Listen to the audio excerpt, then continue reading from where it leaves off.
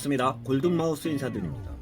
연말이면 주식 같은 경우는요, 배당을 받는 배당락일이 있는데요.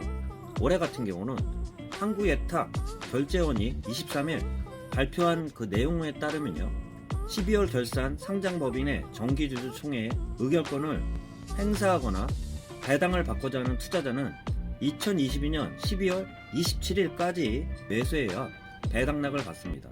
그와 더불어 이슈가 됐던 금융투자소득세 유예가 결정되면서 기존 대주주 양도소득세가 2년 더 유지됩니다.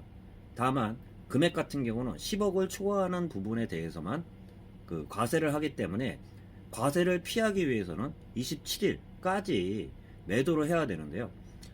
주가 추세들을 보면 대주주나 배당을 받는 분들 같은 경우는 12월 27일을 잊으면 안 되는 기억하는 날짜라고 할 수 있습니다. 단지 배당락 다음날 같은 경우는 대부분 개파락하면서 시작하기 때문에요. 배당을 받는 게 유리할지 아닐지는 주가 위치가 굉장히 중요하다고 할 수 있는데요. 금일 코스피 지수 같은 경우는요, 이평선들을 보면 밑에 있는 받치는 이평선들이 지금 하나도 없는 그러한 상태면서 다 무너진 상태라고 할 수 있는데요. 오늘 같은 경우도 60일선을 이탈하면서 이평선이 받치고 있는 지지선들을 다 무너뜨리고 있는 그러한 상황이라고 할 수 있습니다. 최근 들어 다시 반등한 그러한 폭들의 하락폭이 딱 50% 가까이 하락을 하면서 2134포인트부터 반등하면서요, 최고 2500포인트까지 반등을 했는데요. 그 반등폭의 반이라고 할 수 있는 50%까지 하락한 상태에서 장이 마무리된 2313포인트의 거래가 마무리가 되었는데요.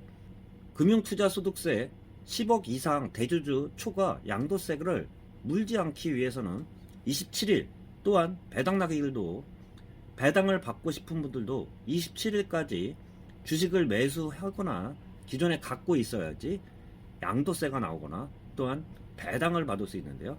주가 자체 같은 경우가 50%에 딱 걸쳐 있는 우리나라 코스피 지수라고 할 수 있습니다. 장 같은 경우가 금년 올해 우리나라 금융 코스피 지수 하락률을 보면 그만큼 하락폭이 가장 큰 나라라고 할 수 있습니다. 가장 1위 나라는 지금 러시아, 우크라이나 전쟁이 일어나고 있는 러시아가 1위고 그만큼 올해 증시 같은 경우는 힘을 못 쓰고 있는 상태인데요. 올해 같은 경우는 개인적으로 판단들을 하겠지만 저 같은 경우는 배당을 받는다 해도요, 다음날 개파락하면서 배당 받는 것보다 더 떨어진다 그러면 오히려 배당을 받지 않고 그 다음에 개파락하거나 추세를 보면서 다시 그 주식을 담는 게 유리할 수도 있고요. 또한 27일 같은 경우는요, 배당납 받는 분들도 있겠지만 제가 잠깐 말씀드린 대주주 금투세를 피하기 위해서는요, 양도세를 피하기 위해서는 27일 같은 경우는 또한 그 매도를 해야 되기 때문에 되게 혼조세가 가득한 27일이 될 것 같은 그러한 양상과 함께 올해 하락률 같은 경우가 저만큼 힘을 못 썼는데요.